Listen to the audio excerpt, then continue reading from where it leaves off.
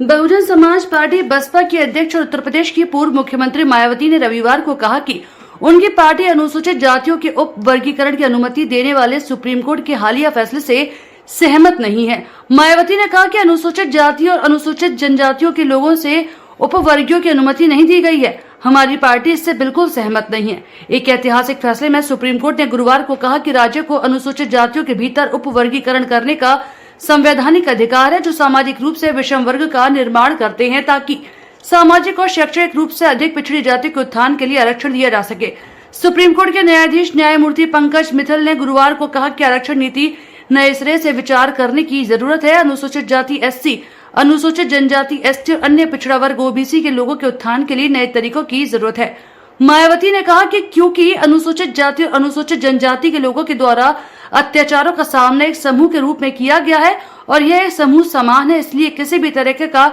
उपवर्गीकरण करना सही नहीं होगा। गुरुवार को सुनवाई के दौरान कई राज्यों ने तर्क दिया था कि अनुसूचित जातियों में कुछ ऐसे लोग हैं जिन्हें आरक्षण के लिए बावजूद अन्य अनुसूचित जातियों की तुलना में बहुत कम प्रतिनिधित्व मिला है। कई रिपोर्टों में असमानता भी सामने आई है। इस मुद्दे को हल करने के लिए विशेष कोटा तैयार किया गया था। आंध्र प्रदेश, पंजाब, तमिलनाडु और बिहार में सबसे अति पिछड़े दलितों के लिए विशेष कोटा शुरू किया था। इस पर गुरुवार को सुप्रीम कोर्ट ने ऐतिहासिक फैसला सुनाया। कोर्ट ने कहा था कि सरकारी नौकरियों में आरक्षण देने के लिए राज्यों को अनुसूचित जातियों को उपवर्गीकरण करने का अधिकार है। कोटे के भीतर अलग कोटे के लिए उन्हें उपवर्गीकरण कर सकते हैं।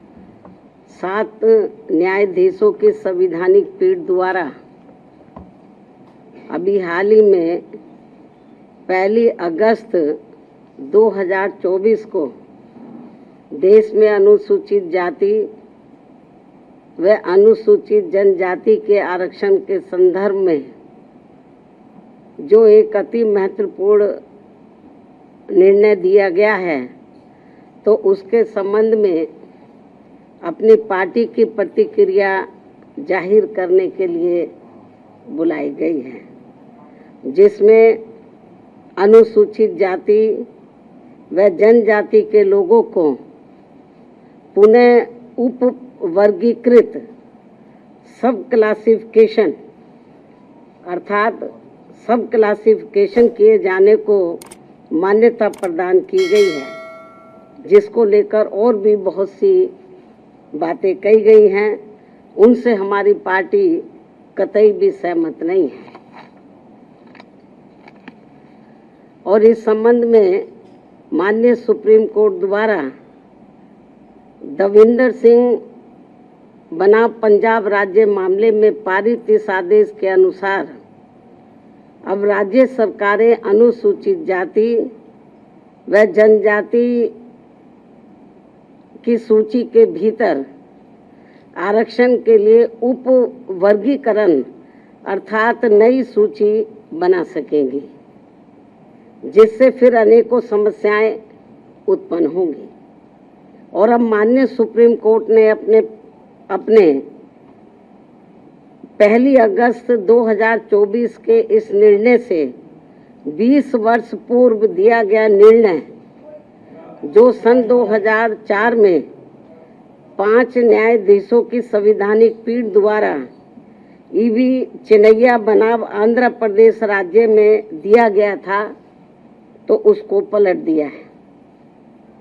जिसमें अनुसूचित जातियों व अनुसूचित जनजातियों के भीतर किए जाने वाले वर्गीकरण को मान्यता देने से इनकार कर दिया गया था। और ये भी कहा गया था कि अनुसूचित जातियों व अनुसूचित जनजातियों के भीतर उप वर्गीकरण नहीं किया जा सकता है,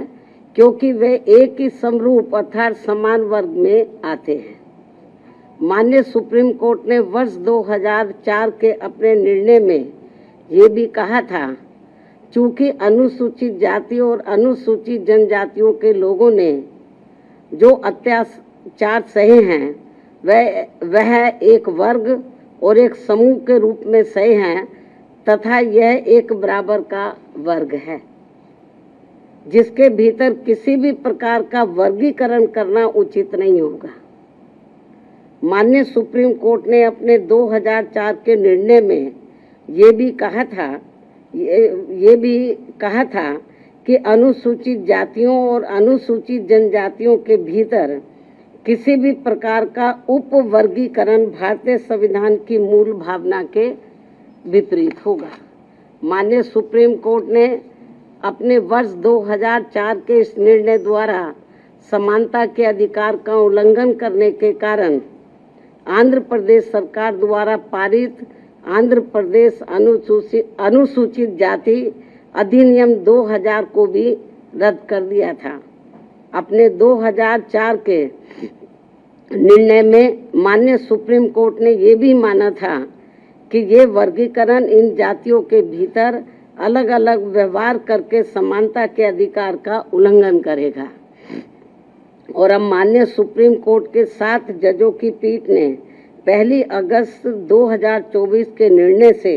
सन 2004 के निर्णय को पलट दिया है, जबकि इस निर्णय से अनेकों मतभेद उत्पन्न होंगे। माननीय सुप्रीम कोर्ट के 1 अगस्त 2024 के इस निर्णय के बाद केंद्र और राज्य सरकारों के बीच भी मतभेद की स्थिति उत्पन्न होगी, क्योंकि अभी तक केवल संसद के पास किसी भी जाति को या जनजाति को अनुसूचित जाति व अनुसूचित जनजाति में सम्मिलित करने या बाहर करने की पावर है, जिसे माननीय राष्ट्रपति द्वारा अपने आदेशों द्वारा क्रियान्वित किया जाता है और जिसे बदलने का